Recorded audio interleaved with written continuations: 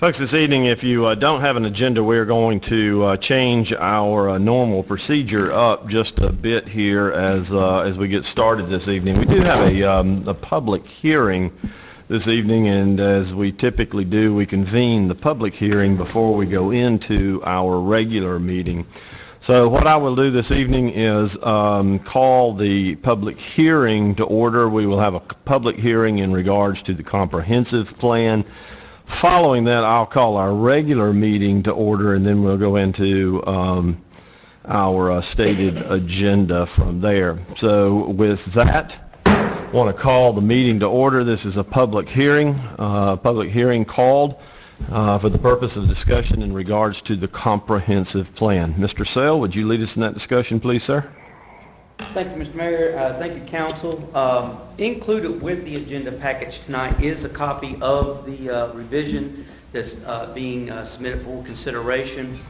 As Council is aware, the city is required every 5 years to do a review of the adopted comprehensive plan. Our comprehensive plan was adopted in 2010, so this is the period of time for us to do that review.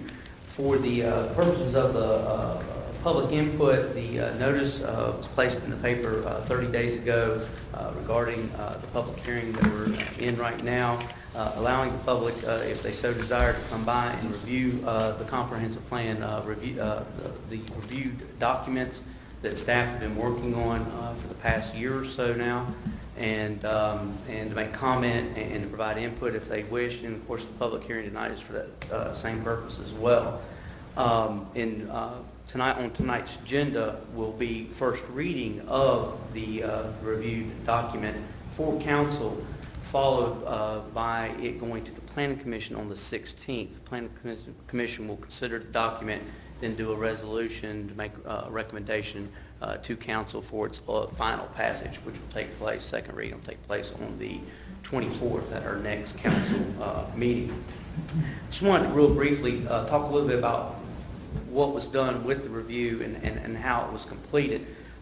Staff, as I mentioned, has spent almost about a year now working on the review material.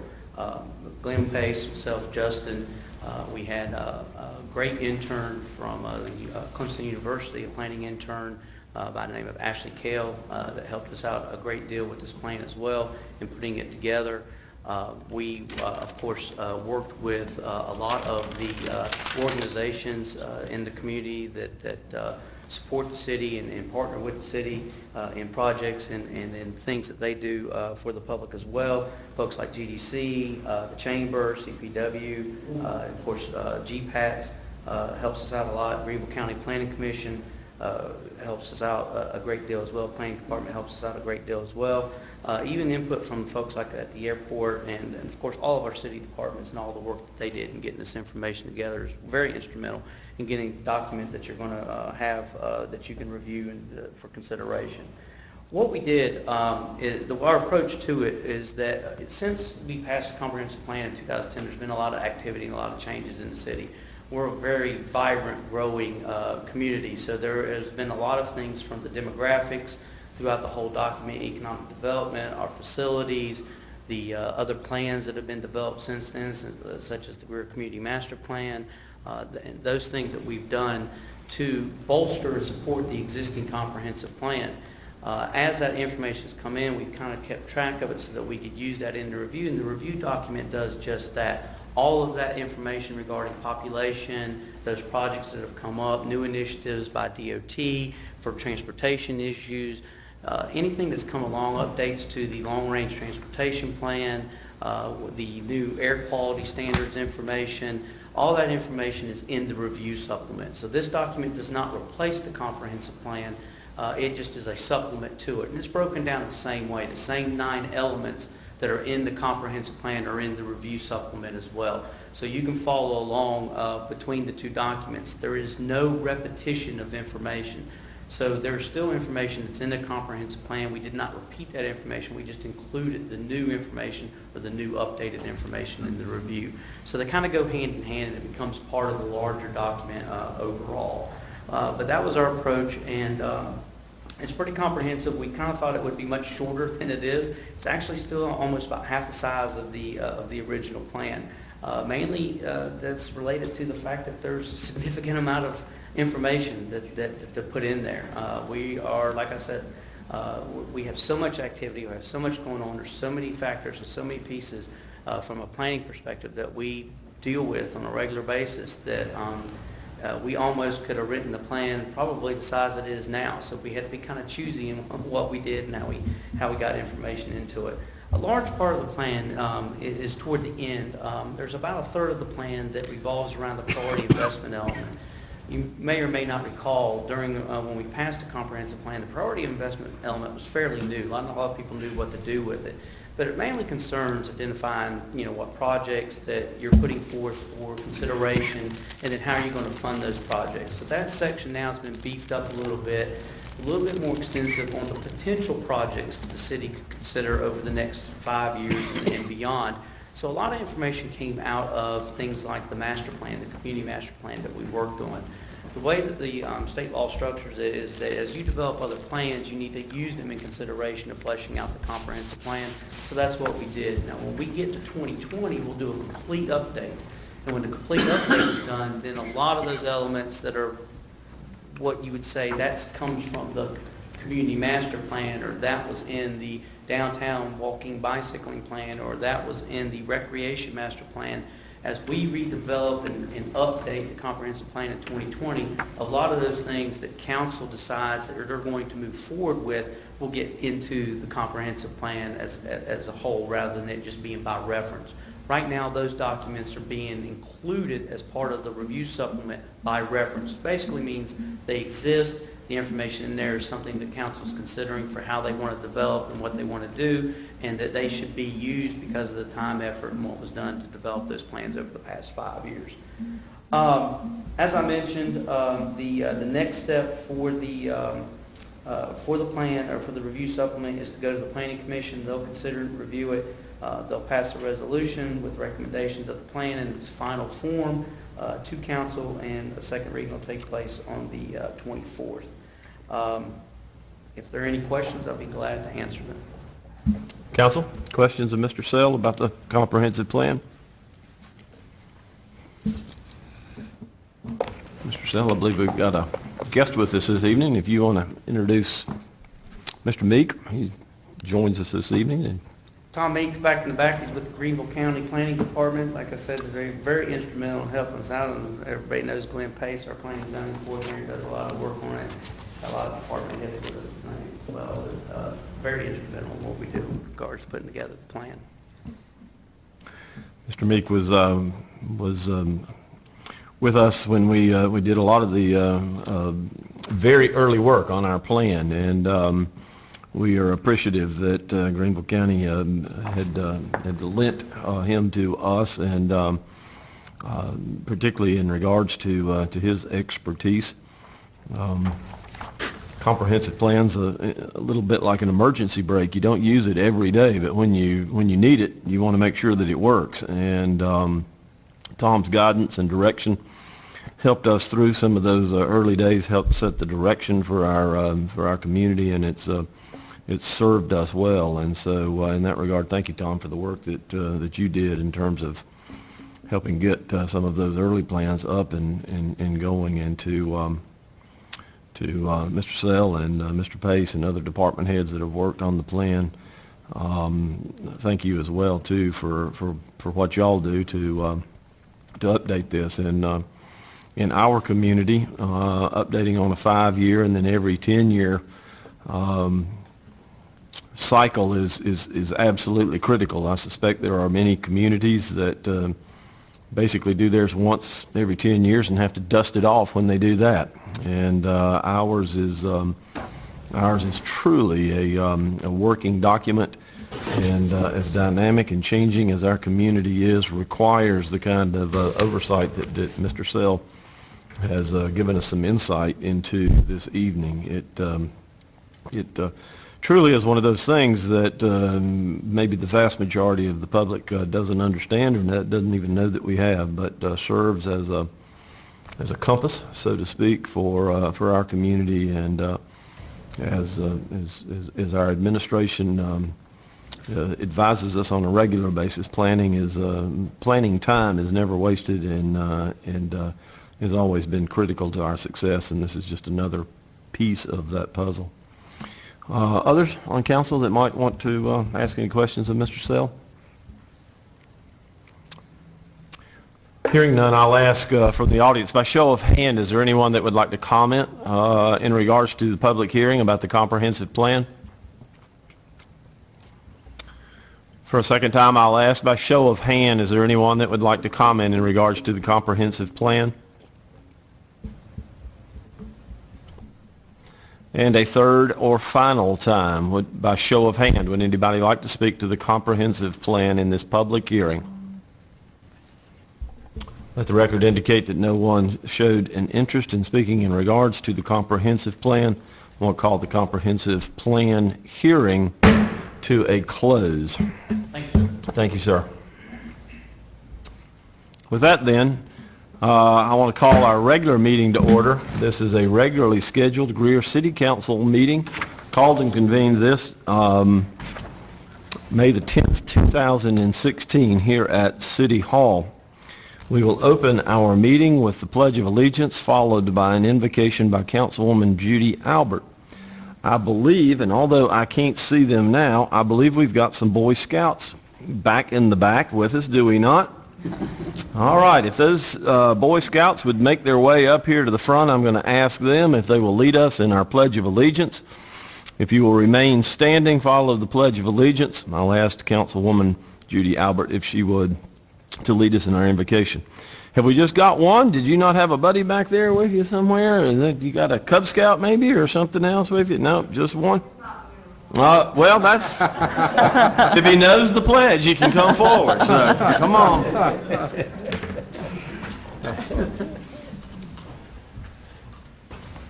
All right, gentlemen, the floor is yours. Allegiance to the flag of the United States of America and to the republic for which it stands, one nation, under God, indivisible, with liberty and justice for all. Thank you, fellas. We appreciate it. Let us pray. Dear Heavenly Father, we do thank you for this beautiful day that you've given us, for each day that you give us, and for the many, many blessings that you shed upon us.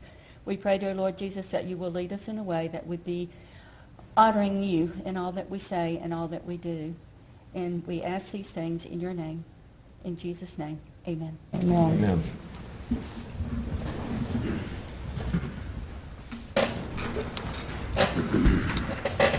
Ms. Duncan, do we have anybody to appear in public forum this evening? No, sir. With that, then, council will move to the minutes of the council meeting from April the 26th. Do I hear a motion to receive? So moved. Second. I have a motion and a second. Any items of note for the clerk? Hearing none, Ms. Duncan. Mr. Airwood, Yes. Mr. Griffin, Yes. Ms. Bookert, Mr. Dumas, Yes. Mr. Bettis, Ms. Albert, Yes. Mayor Danner. Yes. Council, this evening we'll have a presentation from Chief Flowers, our fire chief, in regards to his annual report. Chief Flowers, the floor is yours, sir. Thank you, Mr. Mayor. Good evening, Mr. Mayor and members of council.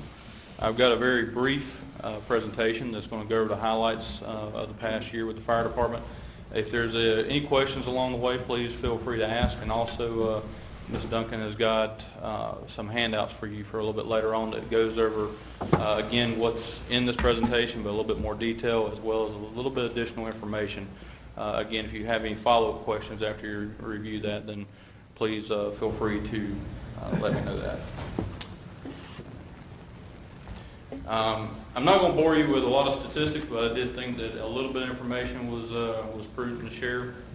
In 2015, we recognized about a 33% increase in call volume over 2014. But as I'm sure some of you are acutely aware, we had one address that tended to create a lot of those calls. So putting those into numbers, that accounted for about 19% of that increase.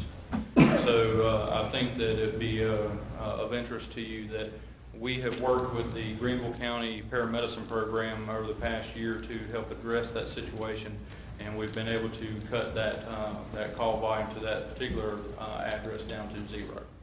So I thought that was a pretty good thing to share. Also, during the 2014 or 2015, we did 65 fire prevention presentations. That's not including some of the stuff we'll share a little bit later on. That's a 20% increase. However, our numbers of participants dropped, and the reason being is because we tried to reduce the overall size of the classes so we could actually give a little bit more detailed information and hopefully give a little better information overall. We reached over 5,000 people in our community during those outreach programs, and some of those, again, will be covered a little bit more. Also, during that period of time, we participated in the Columbia floods.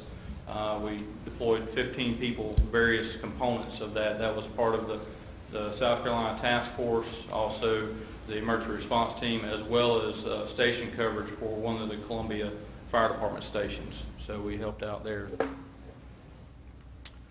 We also did some research to try to be able to give you some better ideas of what our current situations are, as well as what our needs are in the future. Some of that research was done internally, and some of that was done externally. More specifically, the internal research was done as part of my third year a research project for the Executive Fire Officer Program, and that was where I did the initial research on automatic aid programs and whether or not we would benefit from that.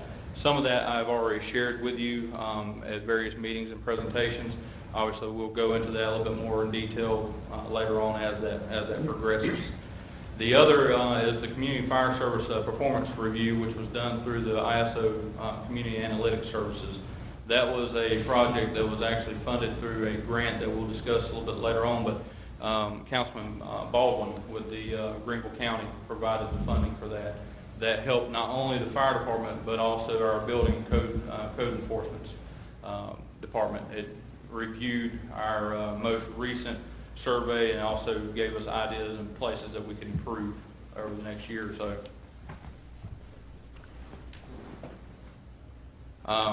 One thing I talked about was automatic aid. Over this past year, we've heavily worked on trying to build partnerships with our neighboring departments. Again, as some of this is going to be a repeat of information that you've already seen, but it's also very vital as we go forward and move forward in our planning of our service delivery. But we have gotten a lot of very positive feedback from our neighboring departments, willingness to work together. Obviously, we've been working with them, and as we move forward, I think that that's going to prove very beneficial to us, but also our partners in the surrounding communities. We've also worked on grants. We have roughly $34,000 in grants that we received this year.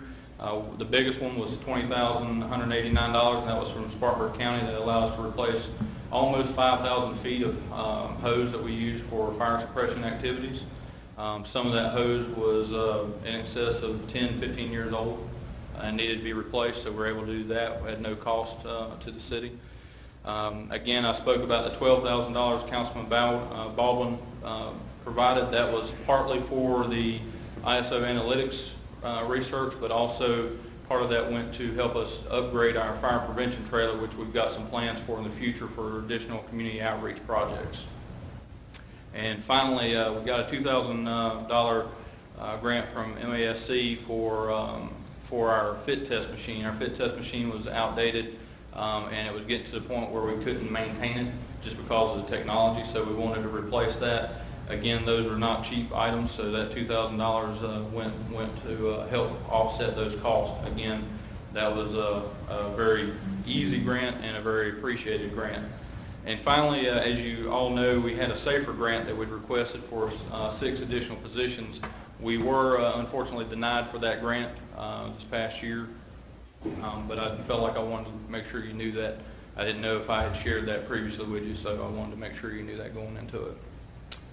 Some of the organizational changes, most of which I believe you all are aware of because you helped support that. We classified 2 of our 5 captains, the administrative captains, to the positions and ranks of deputy fire chiefs, and then gave them division responsibilities within the department, so operations and then administration. That will help us position for the future for additional oversight, planning, and hopefully when we get into one of the slides towards the end, you'll see that they're going to be very busy coming up. And then we also reclassified our engineer positions so that we made those actual promotion positions as opposed to generally, over a period of time, people got that particular designation.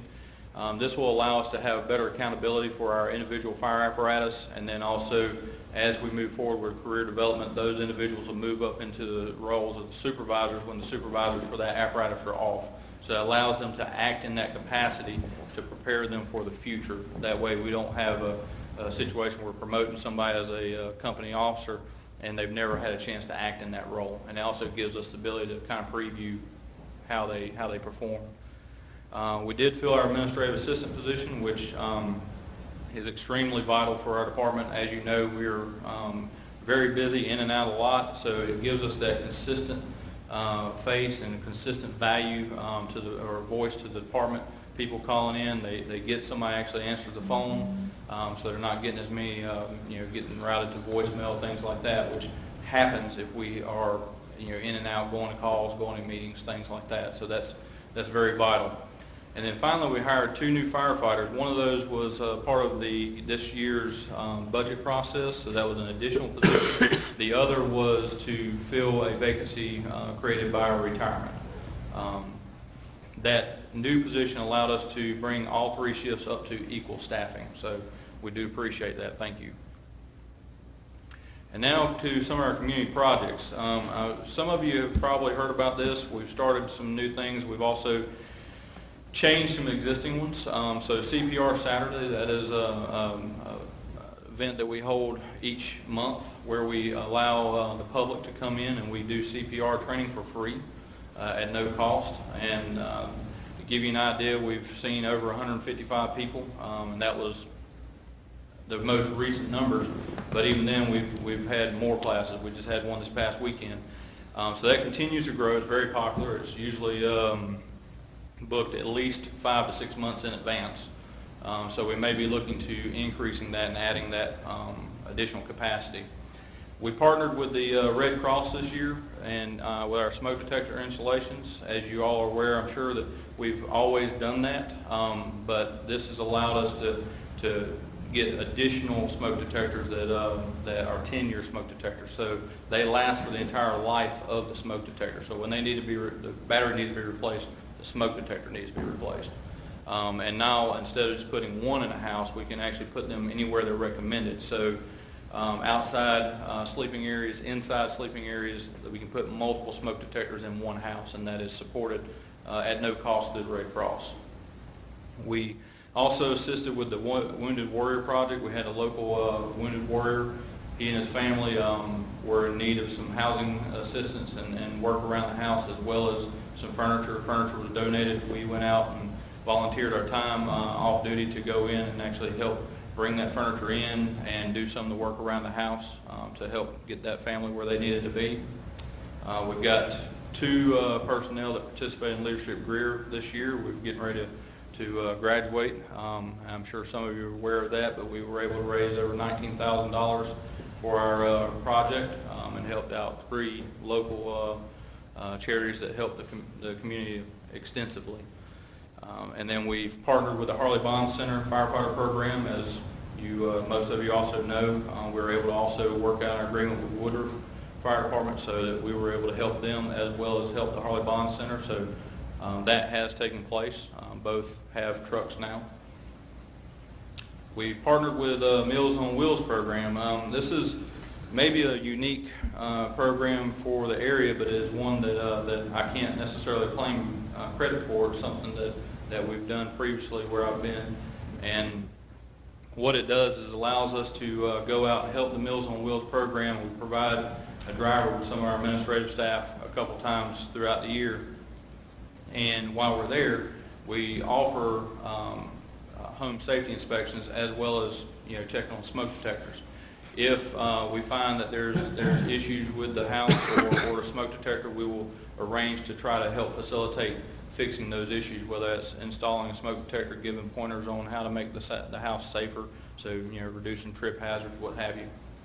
And then finally, we partnered with Domino's Pizza during Fire Prevention Month. That was kind of a unique situation that we put a crew of firefighters with a fire engine, and we actually went out for a 3-hour period with Domino's Pizza. And when somebody called inside the city and ordered pizza, the fire truck would follow them, and when they got there, they would ask them, "Do you mind if we check your smoke detector?" And if they said yes, and then the smoke detector actually worked, then they got their pizza for free. The pizza was donated by Domino's Pizza, and then we provided the manpower to put the smoke detectors in if they needed that, or change a battery or what have you. So trying to think outside the box and provide some additional outreach to the community. Some things moving forward, and before I get into this slide, I wanted to also reiterate that there's some additional information, more details that's in the pamphlet that Ms. Duncan will pass out to you later on tonight. So if there's any questions at all, please feel free to ask me. But moving forward, a couple things we're going to try to work on is we're going to redefine our department's mission and vision statements and re-identify our core values. We want to make sure they are more aligned with those of the city as a whole, but also you'll find out that I've included our mission statement on this pamphlet that you're going to receive, and it's extremely long. I would expect our employees to be able to know what our mission statement says, and at this point in time I don't know that I could memorize that, so we'll be working on that. We will obviously continue to work towards developing our automatic aid agreements and exploring other opportunities for ways we can work with our surrounding departments. There's a lot of opportunities out there if people will just look outside the box, that we can get some economy of scale with purchasing. We can also share resources, things like that will work to everyone's benefit. We want to develop a master plan for the fire department as well as a strategic plan, and you may be asking what's the difference. Well, the master plan is really kind of where you want to be and what the goals are going to be, and then the strategic plan is how do we get there? What are the strategies we're going to use to make that happen and realize that? And then finally, we want to develop a standard of cover, and that's kind of what we've talked about previously with defining what our response time and how we respond. What defines that we're actually meeting our expectations, those expectations of you as the council as well as the citizens that we serve.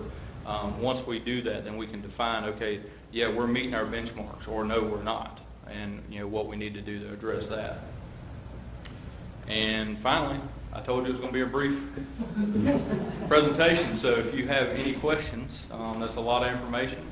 I'll be more than happy to answer any questions you have about what I talked about or anything else. Great, thank you, Chief. Council, questions, comments? Chief, you mentioned that you've assigned personnel they have an assigned truck. Yes, sir. How's that working? Is that? It's working very well. The idea is that as we move forward, we want to try to have a supervisor on each truck, and then you have obviously an engineer who drives and operates that truck and is ultimately responsible for that truck and the entire shift that are there. That way there's that additional accountability. So if there's equipment missing or equipment that's damaged or whatever, that is that individual's responsibility to make sure that that's taken care of. And then of course you have the company officer.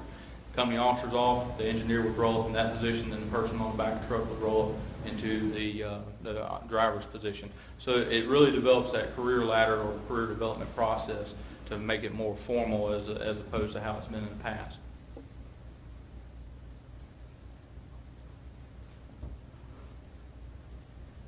How many free pizzas? I'm sorry, ma'am. How many free pizzas on the Domino's thing? I believe they ended up because the 3-hour window is a very short time frame, and it was to the local franchise owners to speak highly of him. He's never done this before. It is something that the corporate Domino's does support, but he didn't know what to expect. So he didn't know if he's going to be giving away 100 pizzas or 2 or 3. I believe, if I'm not mistaken, it was 5 or 6 total pizzas, because again, we only had the one truck, and we didn't want to inundate him or make it really cost prohibitive for him. But he was ecstatic. A lot of good publicity, press time. I feel pretty sure that he's going to be more than happy to help in the future and probably be willing to expand it. So. Yeah, very good, very good. I was just wondering how responsive the individuals were when you showed up and asked to inspect. Or Yeah, you tell them they have a chance to get free pizza, they're excited. They're not doing that. Others? Chief, are our larger trucks continuing to go on the medical calls? They are. We stopped running the small truck, and the reason being is because cross-staffing the trucks was creating a problem. Several problems, actually. One, it was negatively affecting our turnout times, which is the time that from the time we get the call to the time we actually start rolling, because they had to determine which truck was going where. And then, in additional to that, if they went out on the squad, the people who were assigned to the squad were also assigned to the rescue truck and assigned to the ladder truck. So they were having to jump between those trucks. And they might be out on the squad on one side of town and then get a wreck on the other side of town, and then they'd have to either try to clear up if they could, and then come back to the station to get the rescue truck, or they'd have to then split the crew that was on the remaining engine and then bring the rescue truck, and then nobody's really suited up, ready to go when they get there. So it's creating a lot of logistical problems with us being able to provide the better service. To kind of play to that, we looked, before we made that decision, we looked at the fuel economy for the apparatus and what have you. And one of the issues is that, the squad, you can say, well, it gets better fuel mileage, and that may be true and probably is to a certain extent. But these big trucks, they also spend a lot of time idling. So even during checkoffs during the daytime, they're idling, or if they're in front of a house that is burning, they're pumping, but they're not moving. So they're burning fuel, okay, which is not being captured in that fuel mileage. But they're racking up hours on the apparatus. And then the squad doesn't have that. So it's really hard to compare absolutely apples for apples in that scenario. But I can tell you that, I know how I drive my personal vehicle. I'm sure I know how you guys drive your personal vehicles. The fuel mileage that the squad is rated for is not what it gets because of how we have to drive the vehicles to get in and out of traffic, stop and go, that kind of stuff. So it's not really as detrimental to the fuel mileage as it could be or might perceive to be. And then finally, these big trucks are lasting, 15, 20 years, whereas these smaller vehicles, maybe 10 years. Especially in that capacity. So then you have to replace those in that same period of time 2 or possibly 3 times. So you kind of lose that economy of scale with that fuel mileage. So as we move closer to those strategic agreements that we've talked about with the other stations, are we going to be thinking more about how their manpower stacks up versus ours and how we can best kind of Absolutely. Provide better coverage and service to... Absolutely. And just to kind of, not to go into too much detail, but to give you kind of a highlight there, we've got a real good working relationship. We're very blessed with the departments that are around us. But we're looking at, the city has its boundaries. Each of the SPDs have their boundaries. But those are really taxation districts. They were never really meant to be barriers. And there are places in the SPDs that we are physically closer to than they are, and vice versa. There are places in the city they are physically closer than we are.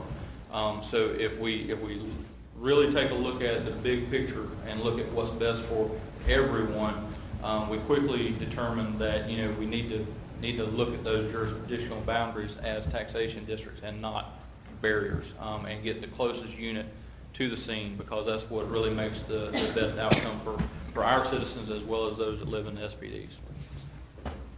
Thank you. Others? Thank you, Chief, and we'll look forward to the information from Ms. Duncan as well, too. Thank you. Thank you. Appreciate it.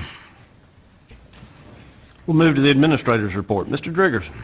Thank you, Mr. Mayor, members of council. Only a couple of items. One is a reminder, a calendar item for June 11th.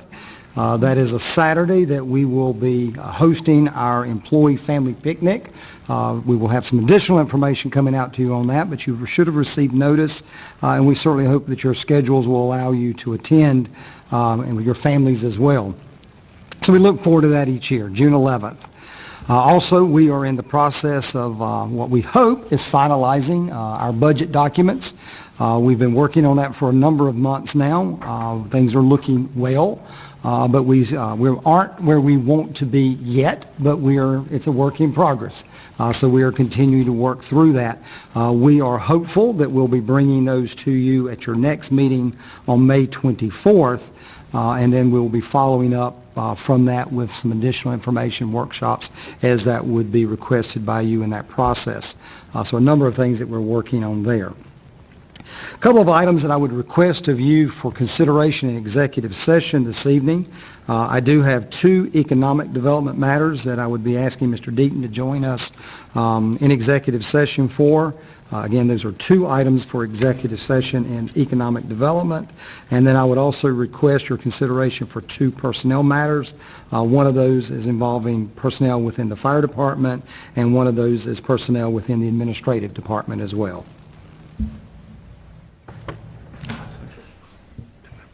Been there before. All right, thank you, sir. We appreciate it.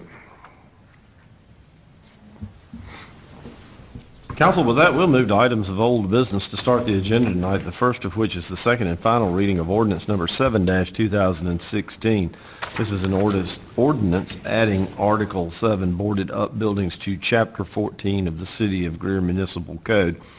As you remember, we discussed this at the last meeting, had Ms. Helms with us to give us information in regards to what this would mean, not only to those folks that owned the buildings, but to the city. I'll entertain a motion to receive. So moved. Second. And a second. The floor is open for discussion. Ms. Helms is with us. Any additional information or oversight that you might want to give us this evening? No. Okay. No additional information from staff comes with their recommendation. Other questions?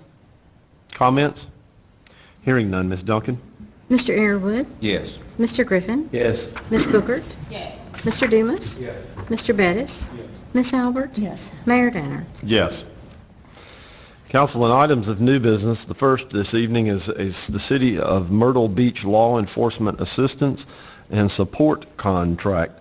I believe we have reviewed this with the chief before, but he is here this evening to give us information in regards to this agreement. Sir? As you know, Mayor, Council, and Mr. Driggers, last year we sent 4 individuals to Myrtle Beach. The sergeant came back and explained how valuable that experience was, and the exposures the officers had working in the critical incident type of experience. So what we decided this year, in fact, working with the fire chief and seeing how the city is growing and the critical incidents are happening around the country, we want to be prepared for this. The fire chief and Captain Hamby, we want to send them both to work with the Myrtle Beach emergency management mobile vehicle to see what they do. They should be leaving, if you approve it, on Thursday and returning on Sunday. Their expenses are paid for by the city of Myrtle Beach. We're sending Sergeant Ballinger back with a different officer, would like to, and they'll be working alongside with other Myrtle Beach police officers. We feel this experience is very valuable and gives us a leg up in the future in case we ever encounter some incident like this in the future. And look at some of the events that we have. We'd like to be more prepared than we are today if something should happen at one of these big events. In fact, the fire chief has already arranged for the emergency vehicle from Mobile Command Post to be here during our Freedom Blast event. Great. Council, this item does require action. I'll entertain a motion to receive. So moved. Second. Floor is open for discussion or questions of the chief. Hearing none. Ms. Duncan? Mr. Airwood, Yes. Mr. Griffin, Yes. Ms. Booker, Yes. Mr. Dumas, Yes. Mr. Bettis, Yes. Miss Albert, Mayor Danner. Yes. Thank you, sir. Second item before us this evening is the Century Park construction project. Ms. Cunningham is here this evening to give us an update on that project, and we look forward to that. Thank you, Mayor and Council. A handout has been placed in front of each of you outlining the Century Park construction project bid results. The first column, bottom left of the handout, reflects a budget outline of $580,000 that was approved for this project on January the 12th. It consists of $200,000 in grant funds, $200,000 city match funds, $90,000 stormwater funds, and specifically for grading and site work, and $90,000 from hospitality funds for field lighting and project balance. Of that $580,000, $43,600 has already been spent on professional fees and building demolition, leaving $536,400 available for this project. The project was re-advertised and bids were open on April the 26th, and all bids submitted were over budget. These numbers are shown in the second column under the line item Original Base Bid. We contacted the companies that submitted bids and asked them to identify allowances that were included in their base bids. These are soil excavation, rock removal, and testing and inspection. We also asked them to give prices on specified deductions, such as asphalt in lieu of concrete, replacing the glass block with smooth block, and changing Trex boards to pressure-treated boards on the press box walkway. We also asked for any voluntary cost savings the companies could contribute. From this, we were offered the option of using fluid-applied weather barrier, I believe referred to as STOW, in lieu of Tyvek, and the option to use standard picket railings instead of powder-coated steel on the press box walkway. You can see the cost savings from these items further down in column 2. After these cost savings are applied, Malul Blamey is the low bidder at $521,351. The original bid includes $43,500 for grading and $54,000 for field lighting. We'll not need to use the full allocated amount of $90,000 approved in stormwater funds for grading and site work, so we're asking for a reallocation of the stormwater funds with hospitality. At the bottom of column 3, you'll see suggested amounts of the reallocated funds, and this includes $136,500 in hospitality for field lighting and a project balance. This is $46,500 more than the original allocation.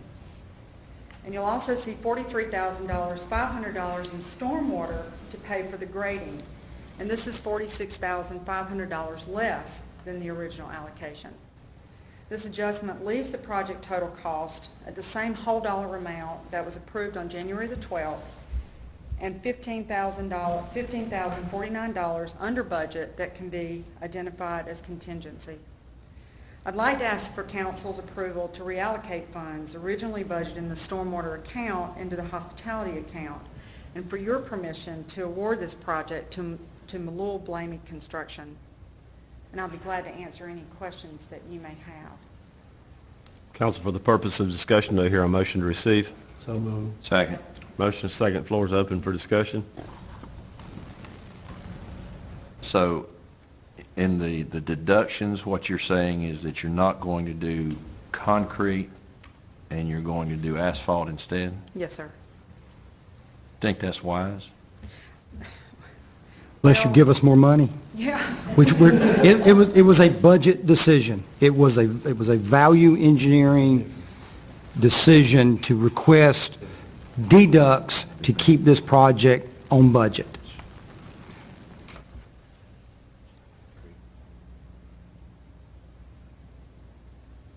Ms. Cunningham, I'm assuming typically in bids like this, and particularly where we've just got 3 bidders, it seems unusual to me the variance in some of the costs that we see down through here. Now bottom line costs are not that significantly different, and so it may just be that they've simply sort of reallocated resources through all of this. But in terms of where we're picking and choosing, there seems to be a lot of variance. Is this typical in a project that size? Well, just going back, there were actually 5 bidders. Only 3 actually decided to negotiate. So just wanted to clarify that. But on certain items, there are some companies that have access to equipment that others don't. So we do see some variance there where some have resources, some don't. Some have materials readily accessible, and some have to hire out and at a greater expense. Some of the work could be self-performed by one, but contracted to a subcontractor in another case. And so that allows for some of those variances. Well, I guess even more specifically, and my question goes to the councilman's question earlier, why would one company be $10,000 higher than either of the other 2 companies on the concrete as opposed to the asphalt? Mr. Langley, can you assist? They quote that out. Mr. Mayor, to reiterate what Ms. Cunningham says, a couple of these contractors, one of them, Ravy particularly, has their own grading and concrete and paving company within their company. As to the other 2, it's just how they allocate their overhead and profit within their pricing structure. They're basically going to pay the same for a yard of concrete when they buy it. Well, sort of to my point, I mean, we know how many yards of concrete it's going to take, so everything above that is overhead to somebody, and you got one that's going to do it for 9, and one that's going to do it for 12, and one that's going to do it for 22. I'm having a little trouble with that because, again, to the councilman's point, if it were a $10,000 ad for concrete as opposed to the asphalt, I'd be all for it because I think for the life of the project, it'd be worthwhile. I'm just not sure when it's 22 plus, which is $10,000 higher than the other 2, that it makes it a little bit more of a consideration.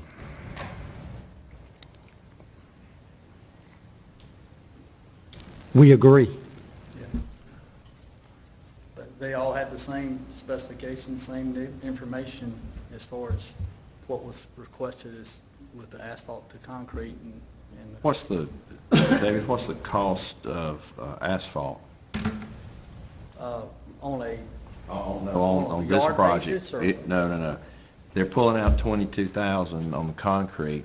So obviously they had to, Yeah, what's the net?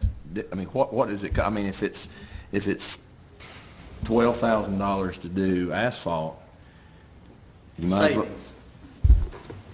No, what I'm saying is if the cost of asphalt is 12 grand, I don't know. I mean, I'm trying to figure out how to justify it one way or the other, because if we're pulling out Those are deductions. 22,000 and it costs 12,000, well, you can assume that concrete is almost a lifetime. Yeah, And if where you wanted a asphalt- recommendation for the long-term life cycle of the product in the park, I would tell you to put concrete in. Yeah, but I still, before I can make a decision on 22,000, I need to know what the cost of the asphalt is. I don't know the cost per bit of the asphalt that they allocated in there. We took it as an alternate to ask for that price difference, to ask for the savings, because we knew it was less. Sure. But they didn't give us a line item for what the asphalt was in the original. Now, these aren't their costs. This is what they're giving us back as a credit for those Correct, particular correct, Ms. things, Booker. right? These are not Okay. their costs, these are the savings Right. back to the project. To the bids, yeah. First guy should be buying his asphalt where the other guys are, or vice versa. Well, I understand what David's saying. If you got somebody who can self-perform it, you can save, and then they got the equipment, you can save a lot of money. Whereas you sub it out, they're charging you for everything right off the bat. Is any of this stuff that could be like subcontracted out? I mean, like a concrete company to come in and do the concrete, or is that kind of figured in this? I'm sorry, Ms. Allen. That's okay. That's okay. I was just asking if there is some way, and it may already be figured in this, if like, you know, when you're building, you have subcontractors that come in and do this.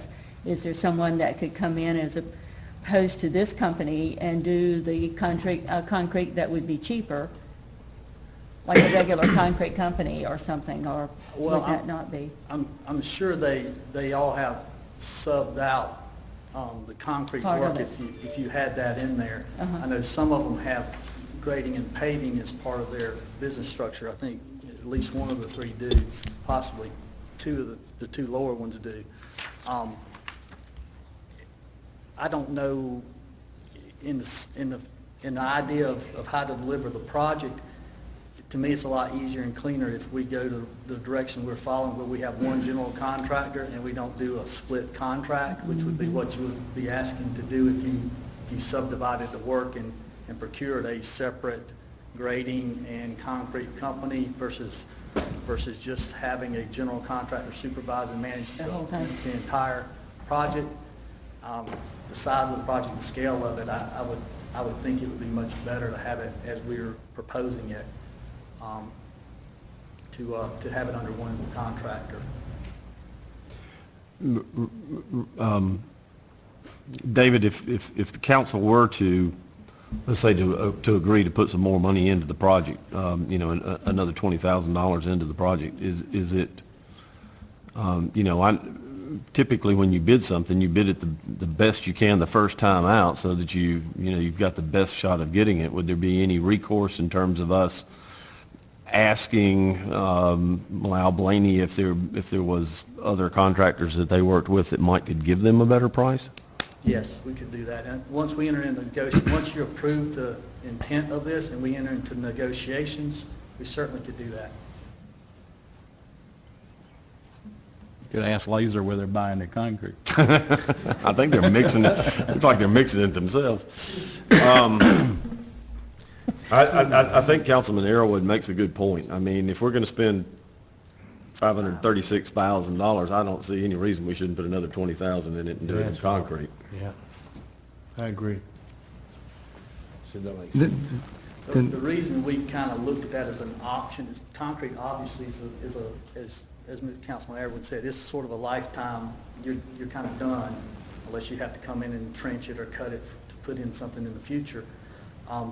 We were looking at from the amount of traffic that would be on that plaza as lightweight kind of recreation department vehicles and truck traffic, and thinking that asphalt with a good base would provide you know, a durable surface, but by no means is it going to be as good as concrete, nor last as long as concrete would. Council, we've been asked to reallocate stormwater and hospitality funding. You know, we can include that in our motion if it's council's opinion that we want to consider an additional amount for. Mr. Mayor, may I Sure. sincerely ask of council, Where's it going to come from? well, no, I'm okay with that. Critical to our process is awarding low bid. I would ask you to consider the recommendation of council to award to the low bid. We hear you, and we would request that we would be allowed to negotiate with the low bidder if we wish to do a change order to substitute asphalt to concrete, but we not include that change within the boundaries of what we're doing this evening. Thank you, sir, for the direction. So our bid is, our motion then is simply in regards to the changes that you've requested in terms of the stormwater money and the hospitality money. Council, with that then, you see the three bids that we received. You've got a low bidder recommended by staff. We do need to reallocate some stormwater and hospitality money. We'll entertain a bid, excuse me, I got bid on the brain. I'll entertain a motion in that regard then. I don't know. Yeah, I have a question before Okay. If our motion, the motion that we are looking for right now is just to award the contract at 521,351, correct? Yes, sir, and to allow, you approved 90,000 from stormwater and 90,000 from the hospitality. Obviously, we can't pay more out of the stormwater fund than is allocated for that type of work. So that's the reason for the need for the reallocation. Total project at the same amount, but to reallocate those based on what's coming in the bids. Right. Yes, sir. But my issue is, I don't think it's wise that we enter into an agreement where all the details at this point aren't hammered out, because in the detail for me is concrete versus asphalt. I mean, I don't think, in the scheme of things, the city is, the taxpayers are going to be paying for that asphalt over and over again, more than a lot more than the $22,000 in savings. If I'm reading this correctly, and so my question or point is, if we move ahead with the way things are at this point, there's nothing holding anybody's feet to the fire to do concrete versus asphalt. Is that, I think to the administrator's request to keep this as straightforward as we can and to keep it from becoming too convoluted, that we do need to, that it would be preferable for us to accept the low bid on this. The intent, I think, of council has been made pretty clear that we wish to make some changes, and we're still writing the check for it. So yeah, I still think we've got the hammer to negotiate if we want to on which way we want to go with this. And I think it was fairly clear that council's willing to pay a difference for the concrete as opposed to the asphalt. So I don't know that we have an issue about not moving forward with the low bid at this point. And Mr. Edward, to your point, we would not execute a contract. While you may be awarding for low bid, I would not execute a contract until we have negotiated the cost of that concrete. I don't know what that will be at this point. I know what they deducted, but we will certainly negotiate for that to be added. Well, if I could interject, the concrete to asphalt is a deductive alternate. So if you want concrete, then all it is it adds that back to the bottom line. Yes, sir, I'm well aware of that. Thank you.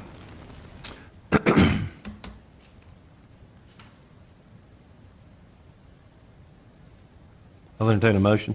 We got a motion on the floor now. We do. And what's that motion for? we don't have one yet. Yeah, we do. Yes, we do. The motion. We had a motion to was receive, but it does need to be amended and to. to reallocate. Okay. Yeah, Okay, does need that's to be right. amended for the reallocation on the stormwater So we motion. just amend the motion then.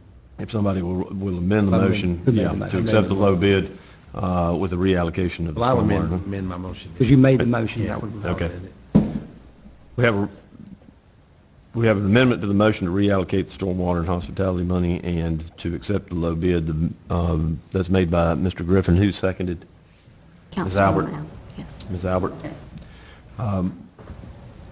The second has been amended, so we're at low bid with the reallocation of the funds. Everybody clear? As mode. As much. I'd just like to point out, As concrete? there's only one number on here. I'd just like to point out that the only reason Laser is not the low bidder is because their grading is so much higher. But, why not go back to them and say, why can't you do that cheaper too, you know? If that's your recommendation, sir. I'm that's just what we'll saying, do. everybody has their reason that they're higher, and that's a lot higher. I don't know why it would cost that much to grade for that job. Well, it looks like they roll rock removal What you into are grading. identifying tonight is what makes this process so I difficult. understand. And it is why we are back in a rebid and a value engineering rebid situation. This is now the third rendition of this. Because of our procurement, we have a responsibility to deal with low bid, and we absolutely understand that. But we also understand that council has the authority to negotiate and to make decisions that are in the best interest of the citizens of our city. We agree. We absolutely understand that. You place a great deal of trust in us. We are recommending that you would accept the low bid as amended for the value engineering.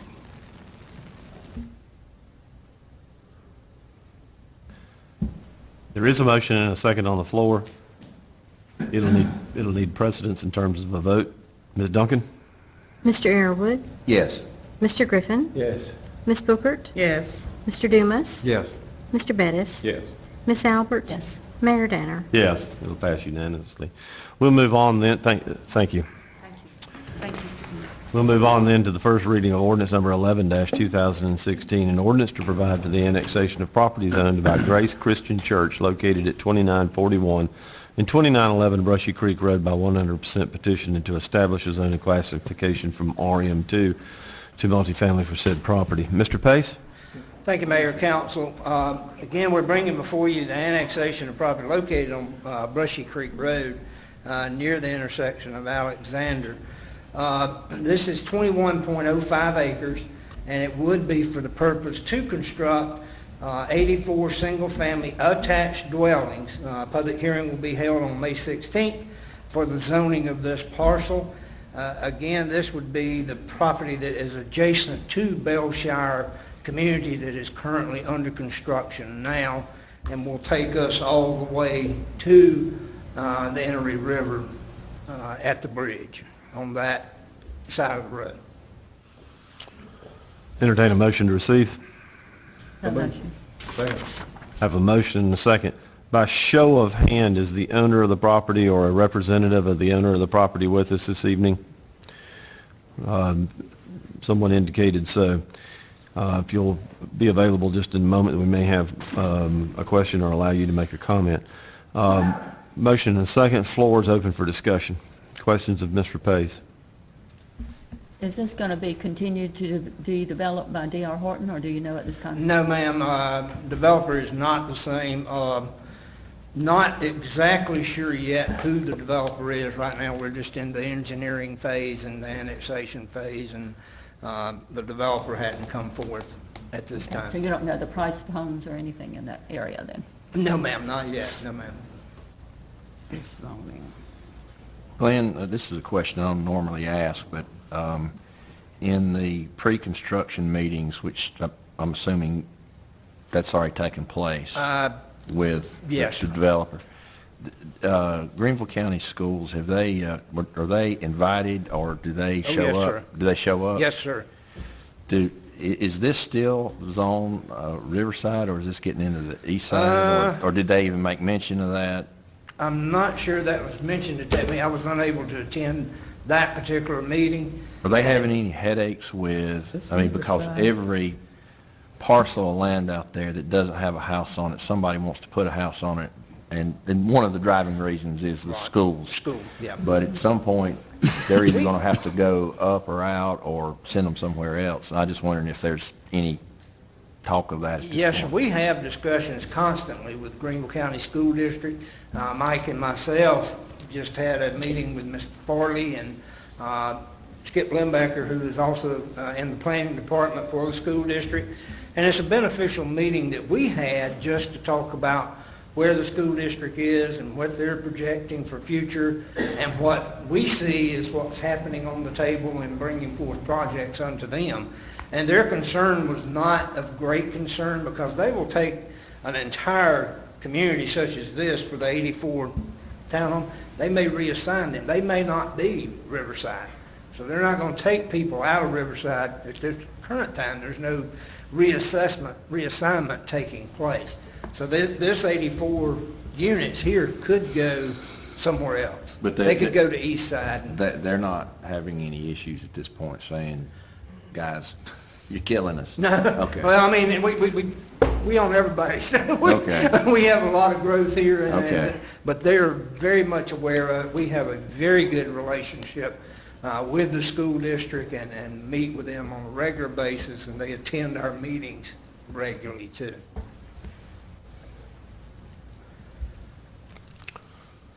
Sir, is there anything that you'd like to add to the conversation this evening? All right, thank you. Council, we have a motion and a second in regards to the ordinance for annexation. Further discussion? Questions? Comments? Ms. Duncan?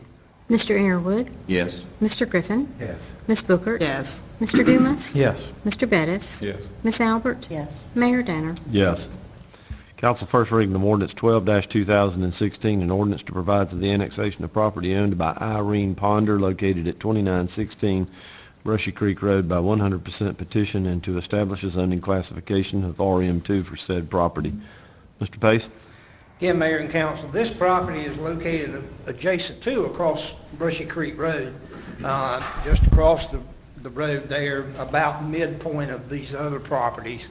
And again, the same engineering firm is the focus of this, and they do have, I think it's the same developer or builder would be a part of this also.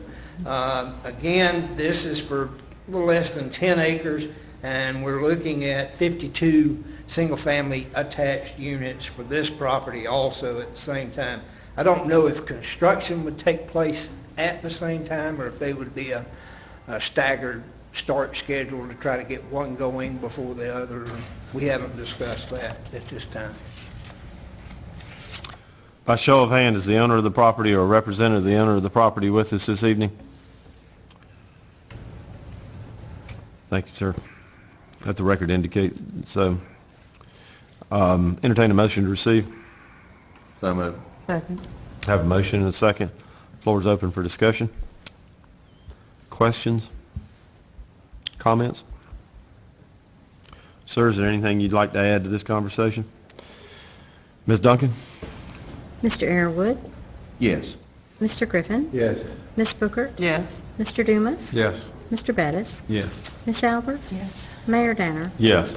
First reading of ordinance number 14-2016, an ordinance to change the zoning classification of property owned by Joffrey Swait located at 1008 West Poinsett Street from C2 Commercial to RM1 for said property. Mr. Pace? Mayor and Council, again, this property is currently zoned C2. It's up on the right on Poinsett Street, and on West Poinsett Street, it is adjacent or near the laundry, the cleaners there that's on the corner of Tron. And this house was operated at one point as, I believe it was a bookstore or reading place that was located in it. Someone is under contract to purchase, if they haven't already purchased, this piece of property and converting it back into a single-family home. Zoning in the area, the reason for the RM1 is the zoning on that portion of Poinsett is RM1, so keeping in tune with that, and it does allow for single-family dwellings as well to be in that zoning classification. So trying to keep some consistency, we've recommended the RM1 be that classification. The Planning Commission did conduct a hearing. No one spoke in favor, or several spoke in favor of it, excuse me, let me rephrase that. Several spoke in favor of this rezoning request, while none spoke in opposition to the request. By show of hands, is the owner of the property or representative of the owner of the property with us this evening? All right, thank you, ma'am. I'll entertain a motion to receive number 14-2016. So moved. Have a motion and a second. Questions of Mr. Pace? Comments? Anything you'd like to add to the conversation? Thank you. Ms. Duncan? Mr. Arrowood, Yes. Mr. Griffin, Yes. Ms. Bookert, Yes. Mr. Dumas, Yes. Mr. Bettis, Yes. Miss Albert, Yes.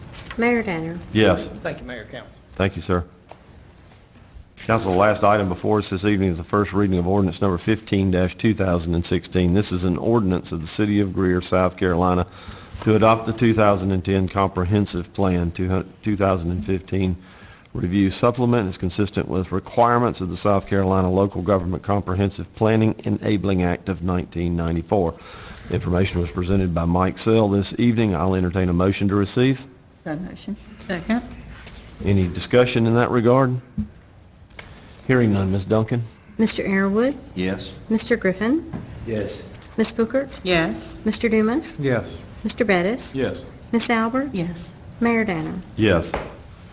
Council, in regards to executive session this evening, we have 2 economic development matters to discuss and 2 personnel matters to discuss. I'll entertain a motion that we adjourn into executive session. Second. Have a motion and a second. Mr. Arrowood, Yes. Mr. Griffin, Yes. Miss Bookert, Yes. Mr. Dumas, Yes. Mr. Bettis, Yes. Miss Albert, Yes. Mayor Danner. Council, in executive session, we've taken no action in regards to 2 personnel matters and 2 economic development matters. Do I hear a motion to adjourn? Second. Ms. Duncan? Mr. Arrowood, Yes. Mr. Griffin, Yes. Miss Bookert, I got Yes. Mr. Dumas, Yes. Mr. Bettis, Yes. Miss Albert, Yes. Mayor Danner. Yes. Stand adjourned.